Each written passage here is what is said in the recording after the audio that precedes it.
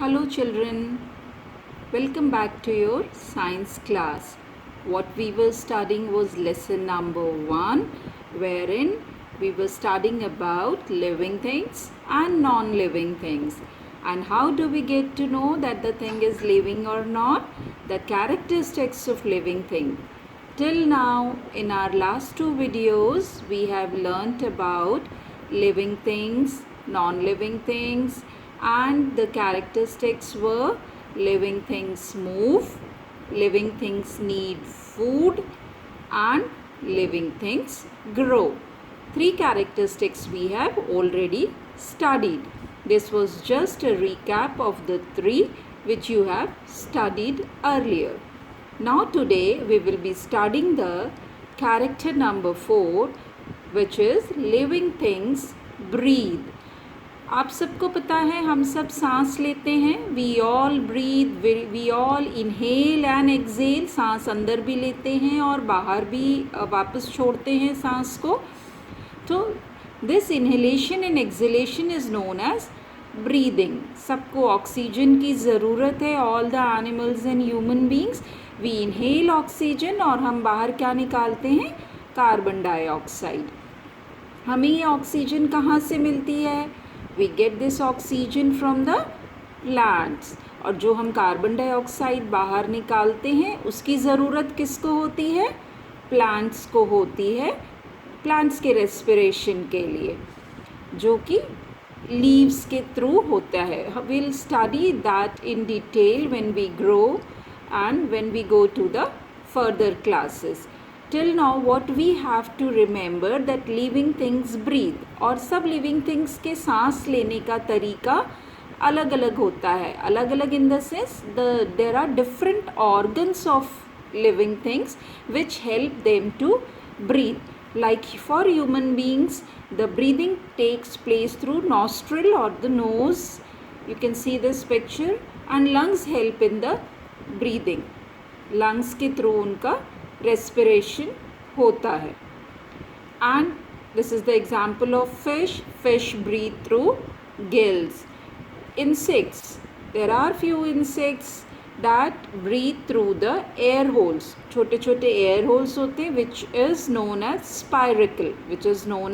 spiracles, or the number of holes are there, so which are known as spiracles, which are already present on their body, right?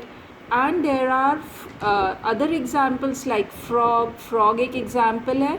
frog आप सबको पता है पानी में भी रहता है और ज़मीन पे भी रहता है. तो frog is an animal which comes into which class? Amphibian.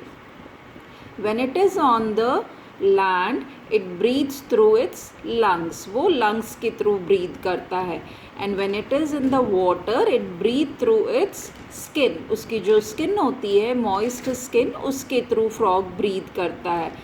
The same goes with the earthworm. earthworm भी जो है वो भी skin के through breathe करता है अपनी.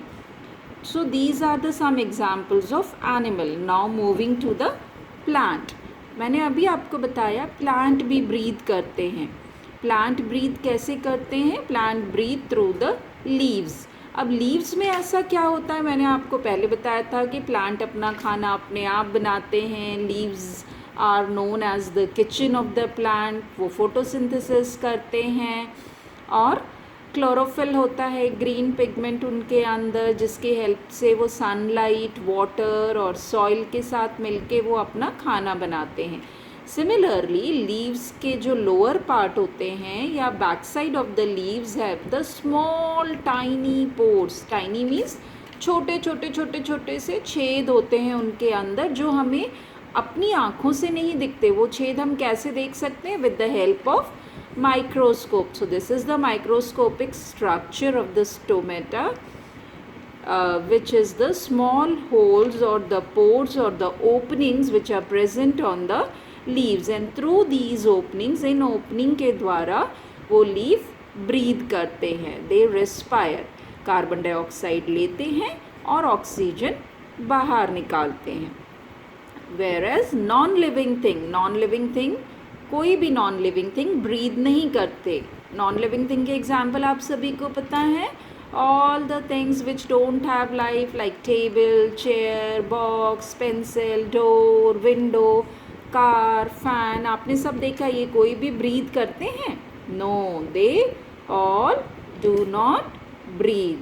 So this was the fourth characteristics, which was living thing breathe. Now the fifth characteristic of living thing which is there in your book is living thing respond to stimuli. Stimuli कुछ नया सा word लग रहा है आपको? Yes, ये नया word ज़रूर है, बट इसका मतलब बहुत सिंपल है. फीलिंग, आप फील करते हो कोई भी चीज़, आपको दुख होता है, आपको खुशी होती है, अगर आप हॉट वाटर में हाथ डालो तो जल्दी से हाथ हटा लेते हो. क्यों? क्योंकि आपको गर्म लगता है, राइट? और भी बहुत सारी ऐसी चीज़ें हैं जो कि फील करते हो आप. Feel is one of the form of stimuli, right? Respond to stimuli मतलब किसी भी टच को, किसी भी सेंसेस को आप रिस्पॉन्ड करो. सेंस ऑफ टच हो सकता है, सेंस ऑफ सीइंग हो सकता है, सेंस ऑफ हियरिंग हो सकता है ह्यूमन बीइंग में. बट प्लांट के कुछ एग्जाम्पल जो आपकी बुक में दिए हैं, that I am going to tell you. Here what is written, the factor that cause living things to respond is called stimuli. जो अभी मैंने आपको एक्सप्लेन किया, अभी मैंने आपको एग्जैक्टली यही बताया कि जब आप कुछ गर्म चीज़ छूते हो तो एकदम से हाथ हटा लेते हो, वही आपकी बुक में भी लिखा है. और पहले मैंने आपको ग्रोथ, जब मैं आपको पढ़ा रही थी, मूवमेंट सॉरी, जब मैं आपको पढ़ा रही थी तो मैंने आपको टच मी नॉट का एग्जाम्पल दिया था. It is also the example of the stimuli. Touch me not को जब भी आप टच करते हो छुई मुई प्लांट को, तो इट क्लोजेज इट्स लीव्स, वो अपनी पत्तियों को बंद कर लेता है. So it senses the touch, right, and it respond to that stimuli, वो उसको रिस्पॉन्ड करता है उस स्टिमुलाई को. सिमिलरली ऐसे बहुत सारे फ्लावर भी है, लाइक आपने एक नाम सुना होगा मॉर्निंग ग्लोरी और 7 o'clock फ्लावर. घर में देखा, छोटे छोटे से ब्यूटीफुल फ्लावर होते हैं जो सिर्फ सुबह ही आप ब्लूम करते हैं, खिलते हैं, और उसके बाद जैसे ही सन काफ़ी मॉर्निंग में सन आता है, दैट टाइम दे ब्लूम. और बाय द टाइम इवनिंग होती है या आफ्टरनून के बाद जब सन वेस्ट में जाने लगता है, at that time it closes, या उसका ब्लूमिंग बंद हो जाता है, वो फ्लावर क्लोज डाउन हो जाता है. So it is also the example of the one of the stimuli of the light, जो लाइट के कारण वो फ्लावर ब्लूम होता है, और लाइट जब नहीं मिलती है उसको प्रॉपरली तो उसका ब्लूमिंग स्टॉप हो जाता है. सिमिलरली आप घर पे भी कुछ ऐसा कर सकते हो कि 2 पॉट में आप पौधे लगाओ, एक को आप लाइट में रखो, एक को आप लाइट में नहीं रखो, और दोनों को इक्वली आप वाटर देते रहो. Then you will see the plant which is growing well is the plant which you have kept in the light, और प्लांट का direction will bend towards the light, और प्लांट जो है वो लाइट की तरफ बेंट हो जाएगा.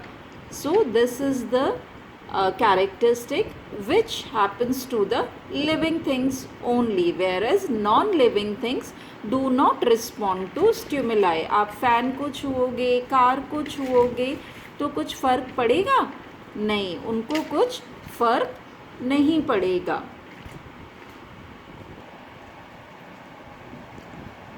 जो मैंने अभी आपको एक्टिविटी बताई, वो एक्टिविटी अभी आपकी ये बुक में सेम एक्टिविटी दी हुई है. If you want you can do this activity at home.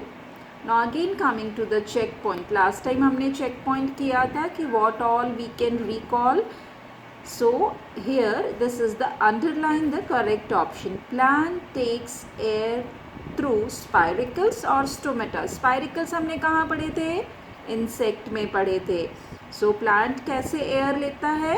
Stomata. Stomata is the right answer. Fish breathe through gills और नोज. नोज से कौन ब्रीथ करता है? We human and other animals also, whereas fish breathe through gills. So gills is the right answer. Now third is the tips of seedling bent towards water or light. हमने ऊपर जो experiment किया था उसमें हमने ये देखा कि सीडलिंग जब भी बेंट होगा तो it will bent towards light. So light is the right answer.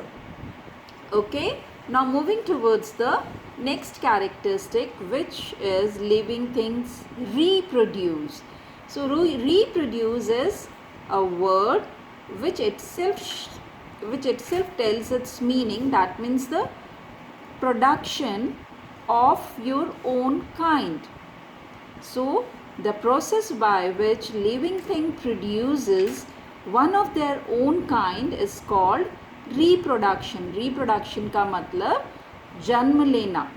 और एनिमल जो हैं they reproduces in two ways. Some animals lays eggs and some animals produces the young ones. कुछ एनिमल्स जो हैं वो अंडे देते हैं और कुछ जो हैं वो बेबीज़ देते हैं, यंग बेबीज़ को बर्थ देते हैं. You must have seen lot of kitten, puppies in your surrounding. So these are certain mammals. Cats के babies को हम kitten बोलते हैं, dog के babies को हम puppies बोलते हैं.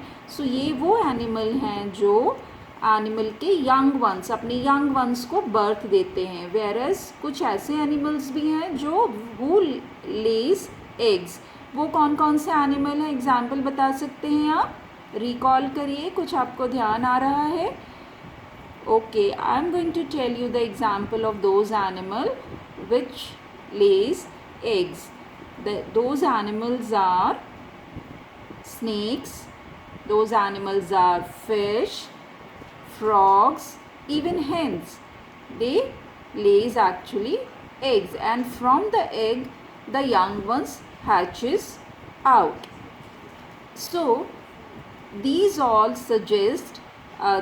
examples suggest us that living things reproduce. अगर वो birth लेते हैं तो the day will come when they all will die also. So this is the last characteristic of the living thing which is there in your book, that the living things will die. So we all know that there is a certain lifespan of every living thing. सब living thing का एक जैसा lifespan नहीं है कि सब 100 साल जिंदा रहेंगे.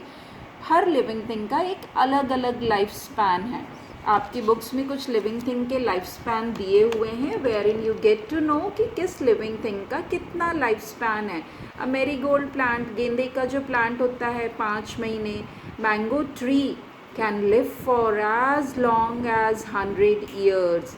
Banyan tree is 2000 years. Parrot have a life of 50 years. Sparrow 10 years. Dog 15 to 18 years of the lifespan.